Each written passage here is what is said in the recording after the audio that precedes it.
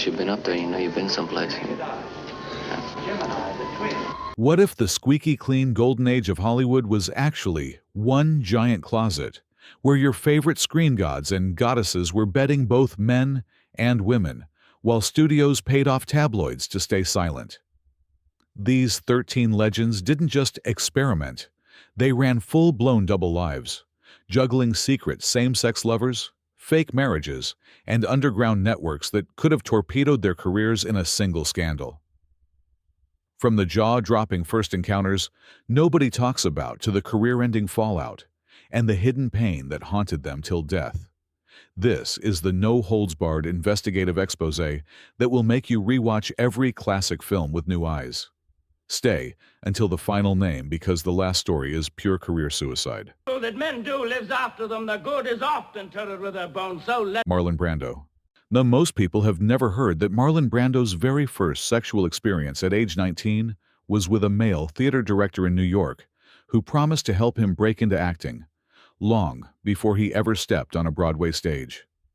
That encounter opened the floodgates to a lifetime of fluid relationships he later called so much in fashion, it's not news anymore. Brando pursued both genders with equal intensity. Dozens of documented affairs with women, including Marilyn Monroe, Joan Crawford, and his 4 wives. Yet he maintained long-term same-sex relationships with men like his close friend, Wally Cox. They shared a house, and intimate letters suggest more than friendship. And rumored trysts with Montgomery Clift and others during the 1950s. He never hid his bisexuality in private circles, though openly discussing homosexual experiences in interviews and letters. But the studio system forced him to project a hyper-masculine image. The impact was profound.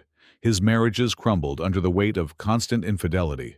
He battled depression and addiction, partly fueled by the double life, and it shaped his rebellious on-screen persona that made him a legend. Yet the secrecy also isolated him. Friends said he carried lifelong guilt mixed with defiance, turning to activism and reclusion later in life. Brando's refusal to fully deny his bisexuality in the 1970s helped crack the closet door for future stars, but it cost him public trust and family stability until his death in 2004. Don't know what you're talking about. Addressed to a man named Max. I did. Marlene Dietrich. The few realize Marlene Dietrich once ran a secret sewing circle of powerful lesbian lovers in 1930s Hollywood that included everyone from Greta Garbo to Mercedes D'Acosta, turning her Beverly Hills home into a private sapphic salon while the public swooned over her straight romances. She conducted marathon affairs, sometimes juggling 3 or 4 lovers of both genders simultaneously, starting with her very first same-sex experience as a teenager in Weimar, Berlin, with a cabaret singer who introduced her to the underground scene. Dietrich married Rudolf Sieber in 1923, but kept the union as a business arrangement while racking up hundreds of documented conquests. Men like John Gilbert, Gary Cooper, and even General Patton during World War II, alongside women such as Edith Piaf, Claudette Colbert, and countless starlets she mentored. Studio heads at Paramount knew, but paid for silence because her androgynous image sold tickets. The impact destroyed her personal life. Her daughter later revealed the emotional neglect and jealousy that tore the family apart. Yet it fueled her fearless persona in films like The Blue Angel. Dietrich carried the stress into old age, turning reclusive and alcoholic, but she never apologized, once declaring love had no gender. Her double life became a blueprint for studio-controlled bisexuality that protected her $200 million estate while leaving a trail of broken hearts. I'll sleep in it then. Where is it? There ain't no tent. Huh? Now, if you must know, Cary Grant. Cary Grant's biggest secret that almost nobody discusses is the 12-year bachelor domestic partnership he shared with actor Randolph Scott in their Santa Monica beach house. Complete with matching monogrammed robes and joint bank accounts.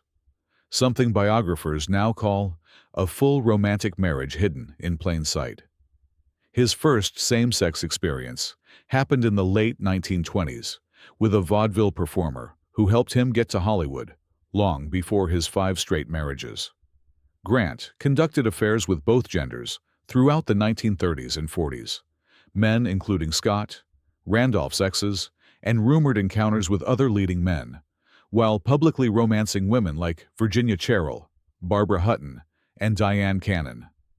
Paramount enforced strict morality clauses, forcing him into lavender-tinged publicity stunts. The impact was devastating. He admitted in therapy sessions that the constant fear of exposure gave him panic attacks and contributed to his heavy LSD use in the 1950s. His marriages repeatedly failed amid infidelity rumors, costing him millions in divorces and custody battles. Yet the secrecy also built his suave, untouchable image that made him box office gold. Grant only began relaxing after retirement, hinting at his truth in private letters. The double life left him wealthy, but emotionally scarred, dying in 1986 with the public still believing the straight playboy myth. Correct me if I'm wrong. We are facing north, aren't we? Greta Garbo. Greta Garbo's most explosive untold story is the passionate, decade-long love affair with poet Mercedes de Acosta that included hundreds of love letters, shared vacations disguised as friendships, and even a secret code they used to arrange meetings. Letters now held in libraries that prove far more than rumor. Her first same-sex experience occurred in the 1920s Sweden with a female actress before she ever reached Hollywood, while her first major male affair was with John Gilbert on the set of Flesh and the Devil. Garbo balanced both worlds with icy precision. Torrid relationships with men like Gilbert and Leopold Stokowski, alongside women including D'Acosta, Louise Brooks, and studio starlets she discovered. MGM enforced extreme privacy, buying off photographers and planting fake dating stories. The impact destroyed any chance of normalcy.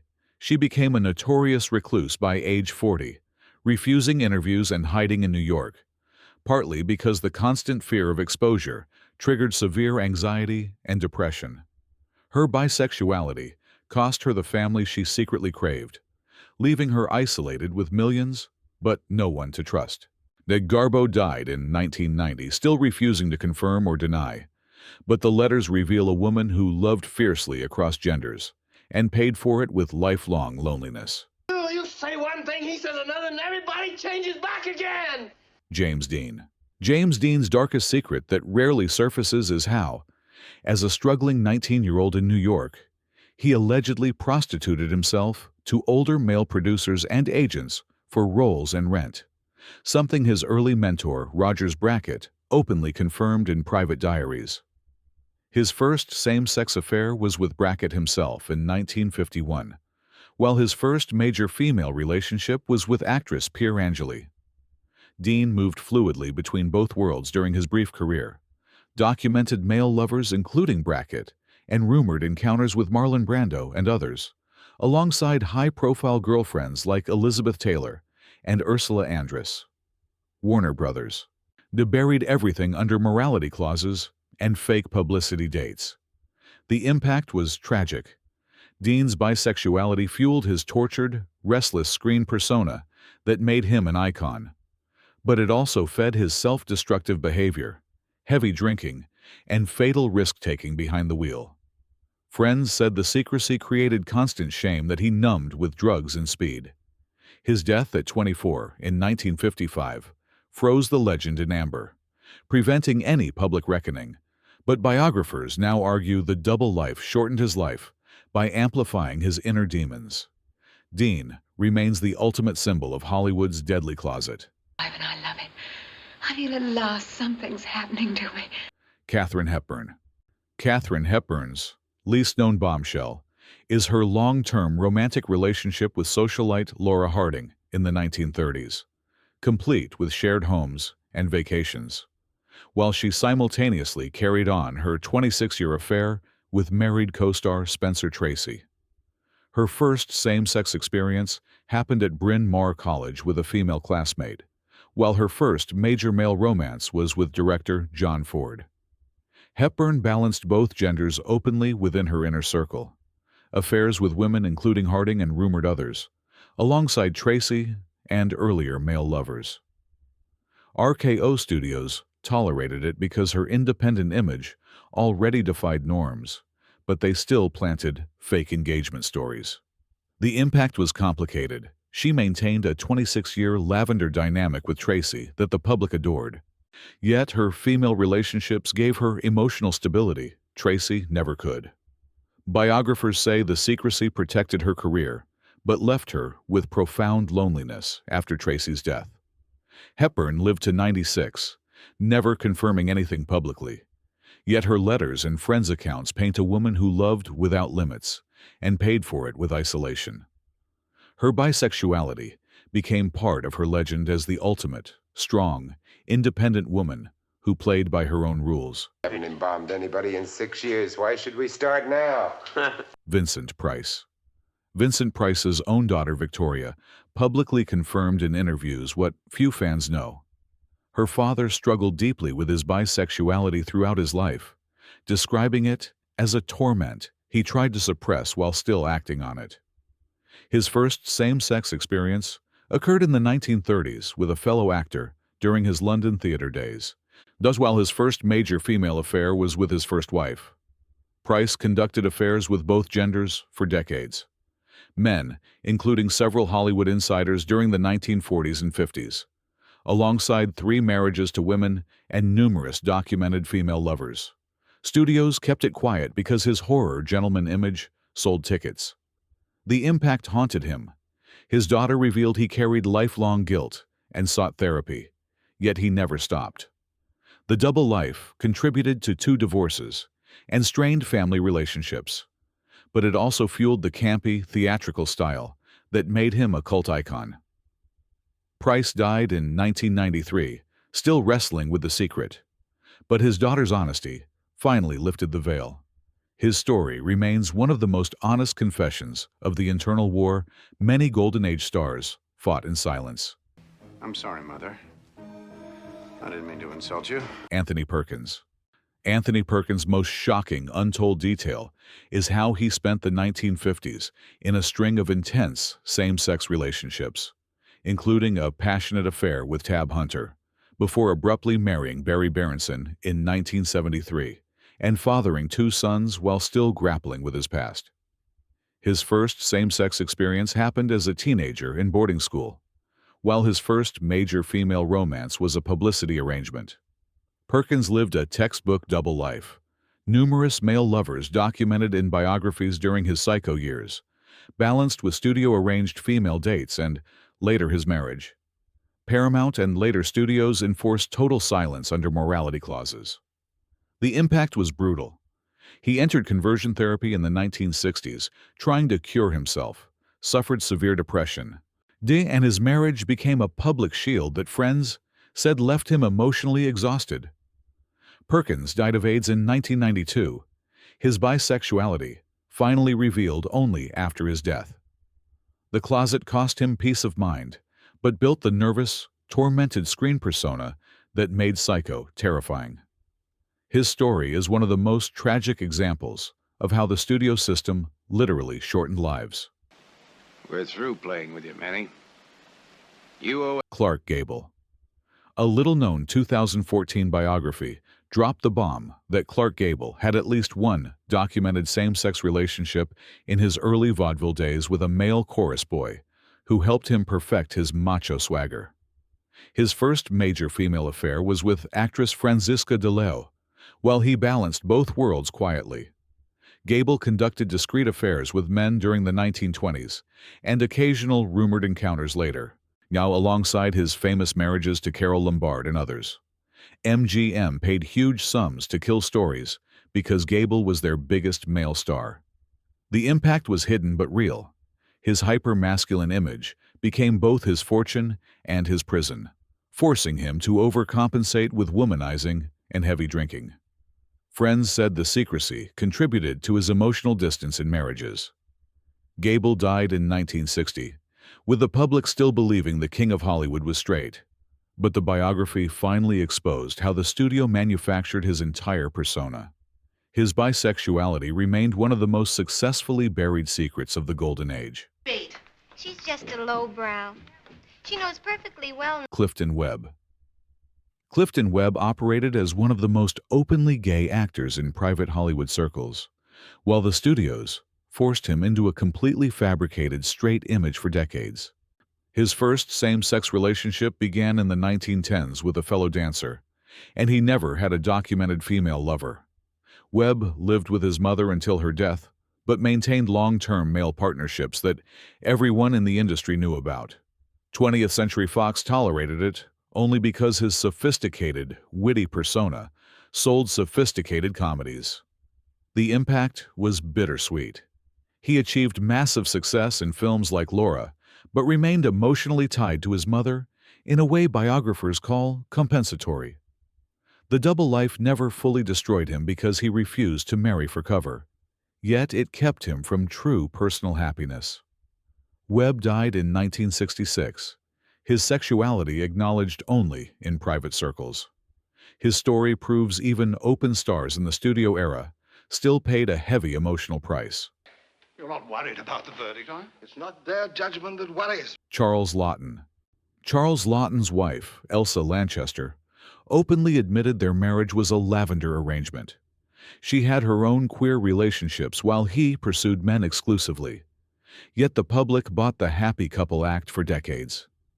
His first same-sex experience occurred in his British theater days, and he never pursued women romantically. Laughton had numerous male lovers throughout the 1930s and 40s, while starring in major films. Studios arranged the marriage purely for cover under morality clauses. The impact was profound. Both Laughton and Lanchester later said the arrangement brought them companionship but no passion, contributing to his heavy drinking and depression. He died in 1962, with the public still believing the straight image.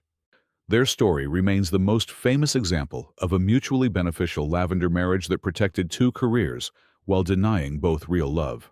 People of Gotham City, the moment you have all been... Cesar Romero. Cesar Romero's lifelong bachelor status hid one of Hollywood's worst-kept secrets. He was a regular fixture in underground gay and bisexual circles, with multiple documented male lovers and occasional female dates for publicity. His first same-sex relationship began in the 1930s with a fellow Latin dancer. Romero never married, openly living as a bachelor, while 20th Century Fox pushed the Latin lover image. He conducted discreet affairs with both men and women throughout his career, including rumored relationships with other leading men. The impact was relatively light because he avoided the marriage trap, allowing him to work steadily into the 1990s. Their friends said the secrecy still weighed on him, but his charm protected him. Romero died in 1994 with the public still unaware of the full truth. His story shows how staying single was sometimes the smartest survival strategy in the studio system. People like us, you understand. William Haynes. William Haynes' career suicide is the most defiant story in old Hollywood.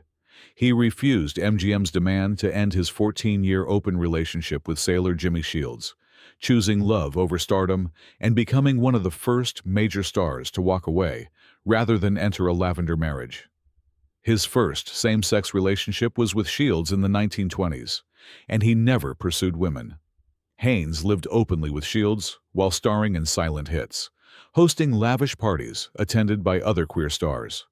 Louis B. Mayer personally gave him an ultimatum in 1935: dump Jimmy or lose everything. Haynes chose Jimmy, transitioned to interior design for stars like Joan Crawford, and stayed with Shields until his death. The impact was total. His acting career ended overnight, but he built a new empire and lived happily until 1973.